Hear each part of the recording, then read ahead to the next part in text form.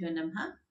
श्रीमद् वाल्मीकि रामायण के बाल कांड का सप्तदश सर्ग आज हम प्रारंभ कर रहे हैं। अथ सप्तदशः सर्गः।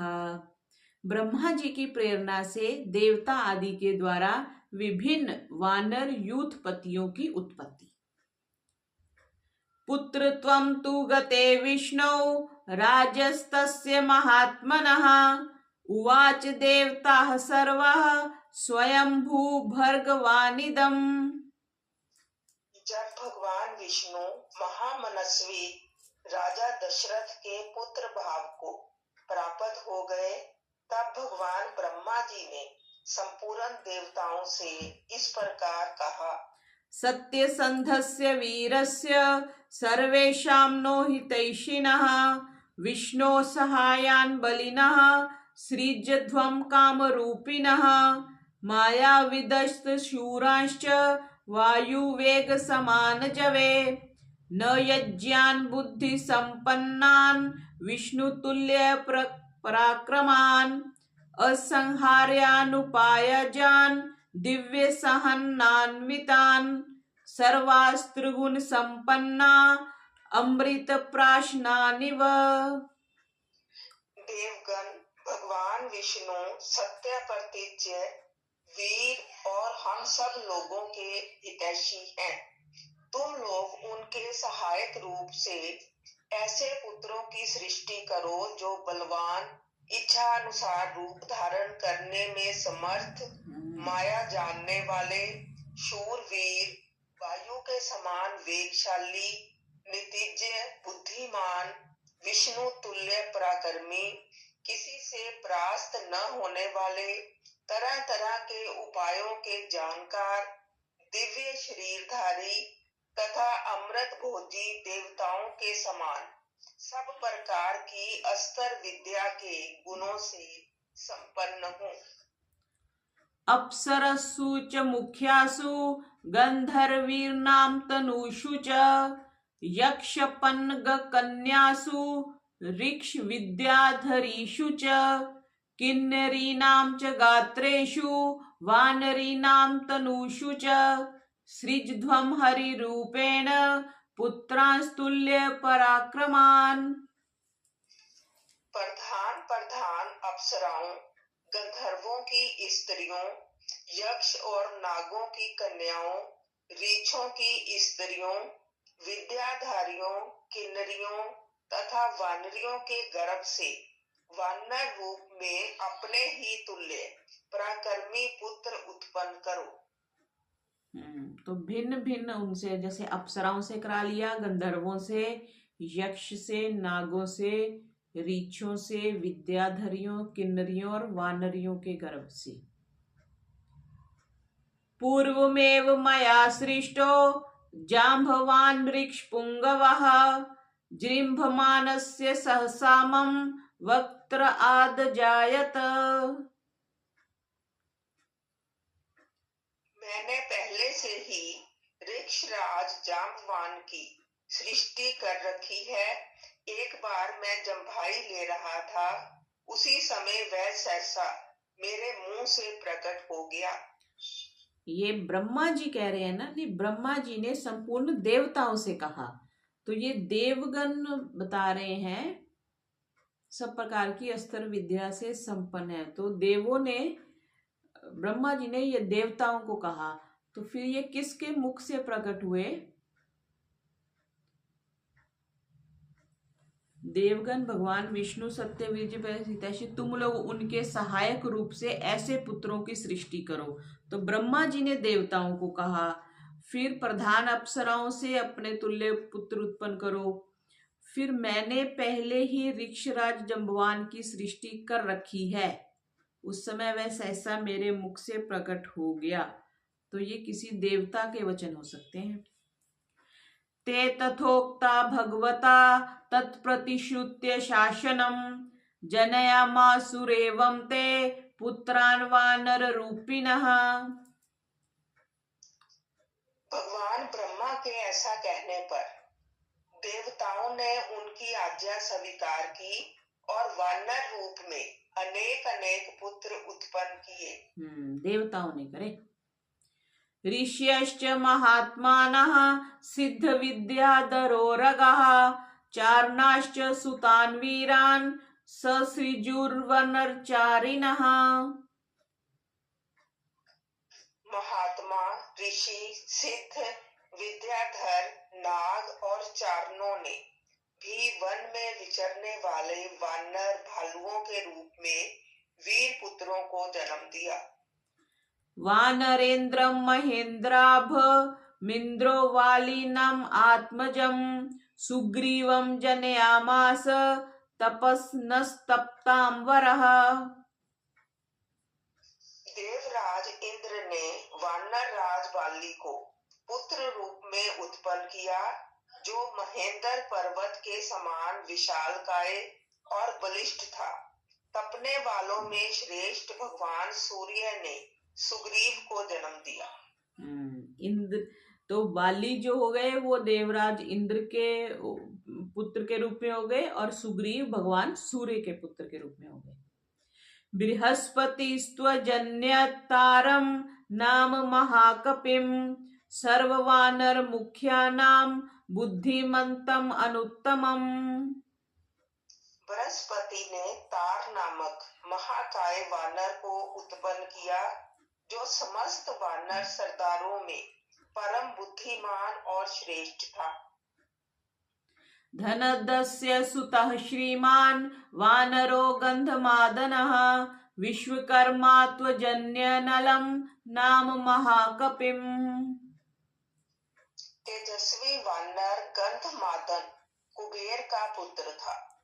विश्वकर्मा ने नल नामक महान वानर को जन्म दिया। विश्वकर्मा जयंती भी मनाते हैं ना दीपावली से अगले दिन, तो विश्वकर्मा जी ने सृष्टि बनाई। इनको क्या आजकल हम बोलते हैं नक्शा बनाने वाले या आर्किटेक्ट बोलते हैं। तो संसार के तभी तो नल नहीं तो कल परसों वाले पाठ में आया था ना कि नल ने समुद्र पे वो पुल बनाया था, क्योंकि उनको ये कंस्ट्रक्शन वर्क का पता था। तो विश्वकर्मा के पुत्र थे, अब समझ आ गया, इसलिए वो उनके पास ये विद्या थी। पावकस्य सुतः श्रीमान् नीलो अग्नि सदृश प्रभः तेजसा यशसा वीर्यात् त्यरच्यत वीर्यवान्। अग्नि के समान तेजस्वी श्रीमान नील साक्षात अग्नि देव का ही पुत्र था। वह पराक्रमी वानर तेज, यश और बल वीर्य में सबसे बढ़कर था। रूप द्रविण संपन्न अश्विनौ रूप सम्मतौ मैन्दं च द्विविधं चैव जन्यामास्तु स्वयं। रूप वैभव से संपन्न सुंदर रूप वाले दोनों अश्विनी कुमारों ने स्वयं ही मैंद और द्विविध को जन्म दिया था। वरुणो जनयामास सुषेणं नाम वानरं शर्भं जनयामास पर्जन्यस्तु महाबलः। वरुण ने सुषेण नामक वानर को उत्पन्न किया और महाबली पर्जन्य ने शरभ को जन्म दिया। वरुण ने सुषेण को और महाबली पर्जन्य ने शरभ को। पर्जन्य किसको कहते हैं जी? पर्जन्य कहते हैं बादल को। पर्जन्य वर्षतु उसमें नहीं बोलते, जो राष्ट्रीय प्रार्थना का मंत्र बोलते हैं उसमें आता है पर्जन्य वर्षे होवे दुधारू गहुए वर्षानुसार वर्षे, ऐसा वो जो कविता अर्थ बोलते हैं उसमें आता है। तो पर्जन्य बादल।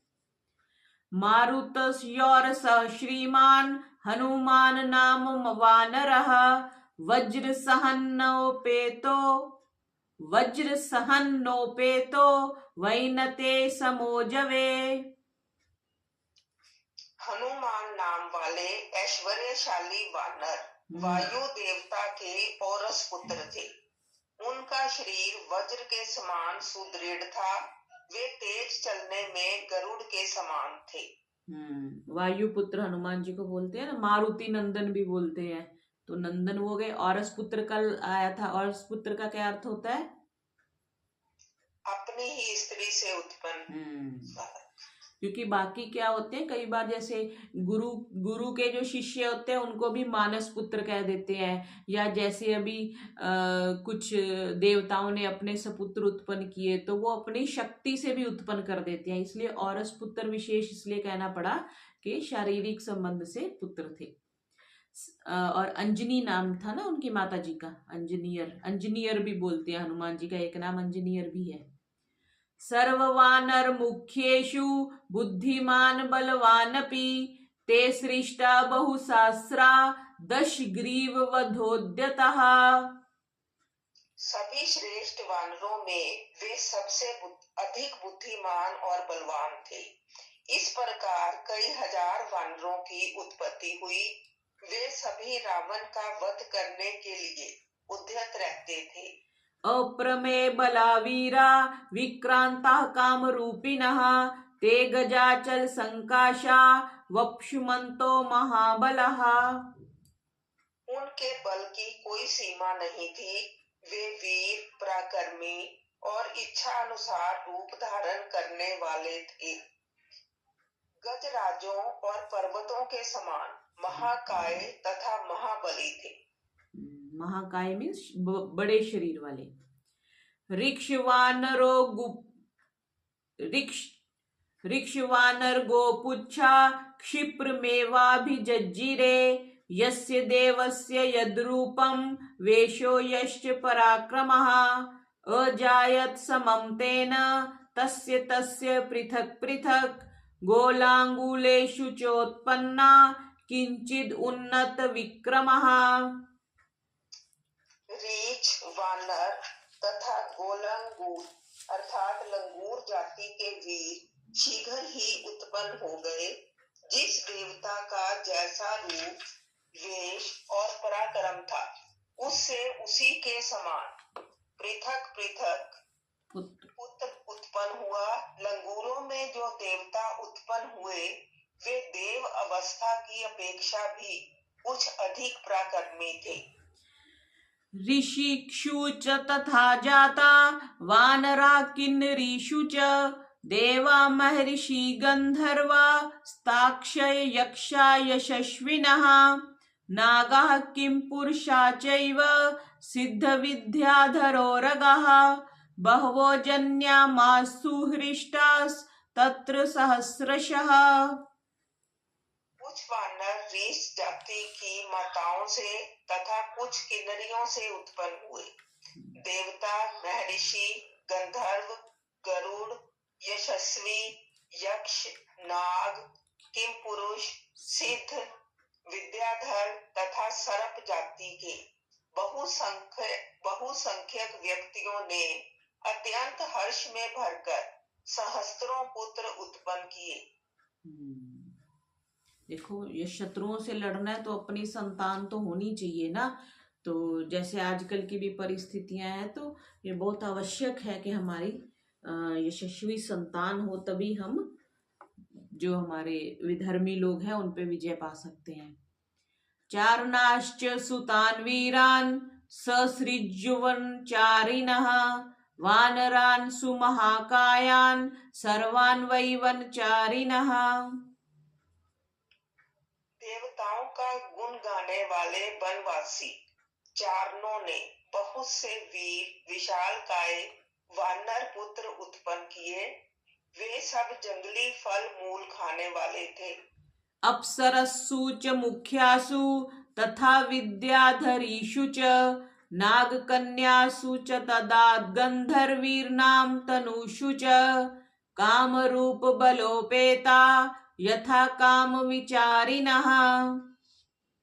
मुख्य मुख्य अप्सराओं, विद्याधारियों, नाग कन्याओं तथा गंधर्व पत्नियों के गर्भ से भी इच्छा अनुसार रूप और बल से युक्त तथा सब इच्छा अनुसार सर्वत्र विचरण करने में समर्थ वानर पुत्र उत्पन्न हुए। सिंह शार्दूल सदृशा दर्पेन च बलेन च शिला प्रहरणः सर्वे सर्वे पर्वत योधिनः। वे दर्प और बल में सिंह और व्याघ्रों के समान थे। पत्थर की चट्टानों से प्रहार करते और पर्वत उठाकर लड़ते थे। देखो, पर्वत जो उठा सकता है वो कितना बलशाली होगा, है ना। नख द्रष्टा आयुधा सर्वे सर्वे सर्वास्त्र कोविदः विचालयेयु शैलेन्द्रान् भेदयेहु स्थिरान् द्रुमान्। वे सभी नख और दांतों से भी शस्त्रों का काम लेते थे। उन सब को सब प्रकार के अस्त्र शस्त्रों का ज्ञान था। वे पर्वतों को भी हिला सकते थे और स्थिर भाव से खड़े हुए वृक्षों को भी तोड़ डालने की शक्ति रखते थे। क्षोभयेयुश्च वेगेन समुद्रं सरितां पतिं दारयेयुः क्षितिं पदभ्याम् महाअर्णवान्। अपने वेग से सरिताओं के स्वामी समुद्र को भी शुद्ध कर सकते थे। उनमें पैरों से पृथ्वी को विदीर्ण कर डालने की शक्ति थी। वे महासागरों को भी लांघ सकते थे।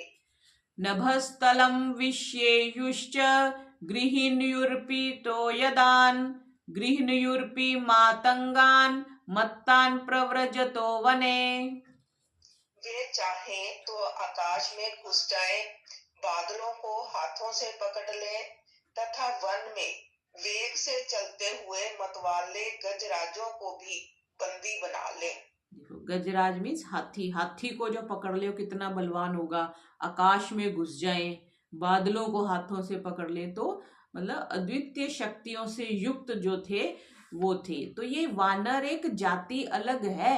इन्होंने तो, क्योंकि संस्कृत में वानर का विशेष वानर, तो एक तो जो बंदर का इन्होंने अर्थ कर दिया वो भी एक अर्थ होता है, लेकिन निरुक्त में वानर के बहुत अर्थ है। वानर एक विशेष मनुष्यों की जाति है।